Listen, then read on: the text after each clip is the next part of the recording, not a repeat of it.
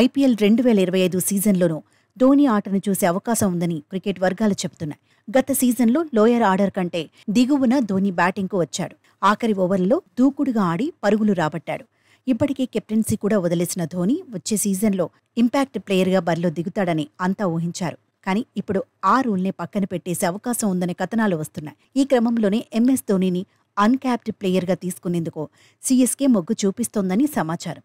అయితే సాధారణంగా క్రికెట్ పరిభాషలో అన్క్యాప్డ్ అంటే జాతీయ జట్టుకు ప్రాతినిధ్యం వహించని క్రికెటర్ అని అర్థం.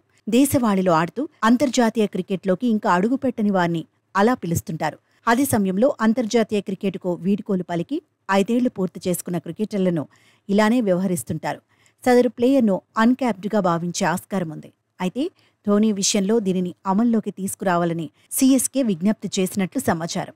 అంతర్జాతీయ క్రికెట్కు ధోనీ 2020లో వీడుకోలు పలకగా గత నెలాఖరున జరిగిన సమావేశంలో బీసీసీఐ దృష్టికి ఈ రిటెన్షన్ రూల్ను సీఎస్కే తీసుకెళ్లినట్లు వార్తలొస్తున్నాయి.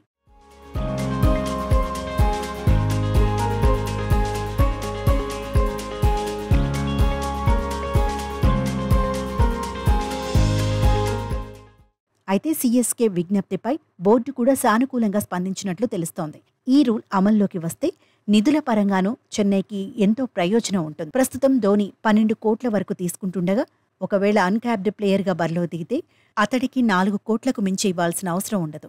మిగతా సొమ్మును పెద్ద ప్లేయర్లను కొనుగోలు చేసేందుకు వినియోగించుకోవచ్చు. మరోవైపు వచ్చే ఏడాది ఐపీఎల్ భవితవ్యంపై ధోనీ గతంలో ఆసక్తికర వ్యాఖ్యలు చేశాడు. ఆ టోర్నీకి ఇంకా చాలా సమయం ఉందని, ప్లేయర్ రిటెన్షన్ రూల్పై ఎలాంటి నిర్ణయం వస్తుందో చూద్దామని అన్నాడు.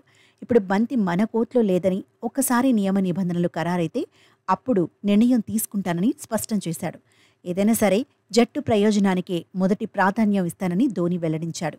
అయితే ధోనీని అన్క్యాప్డ్ ప్లేయర్గా తీసుకువచ్చేందుకు వీలుగా బీసీసీఐకి తాము ఎలాంటి విజ్ఞప్తి చేయలేదని సీఎస్కే సీఈఓ తాము రిక్వెస్ట్ చేసినట్లు వస్తున్న వార్తలను ఆయన ఖండించారు. తమకు దాని గురించి తెలియదని, మేము ఆ విషయం గురించి బీసీసీఐని అభ్యర్థించలేదని స్పష్టం చేశారు. అన్క్యాప్డ్ ప్లేయర్ రూల్ ఉండొచ్చనే విషయాన్ని బీసీసీఐ స్వయంగా మాతో చెప్పిందని, కానీ దీని గురించి ప్రకటన ఏమీ చేయలేదని తెలిపారు. నియమ నిబంధనలను బీసీసీఐ త్వరలో ప్రకటిస్తుందని పేర్కొన్నారు.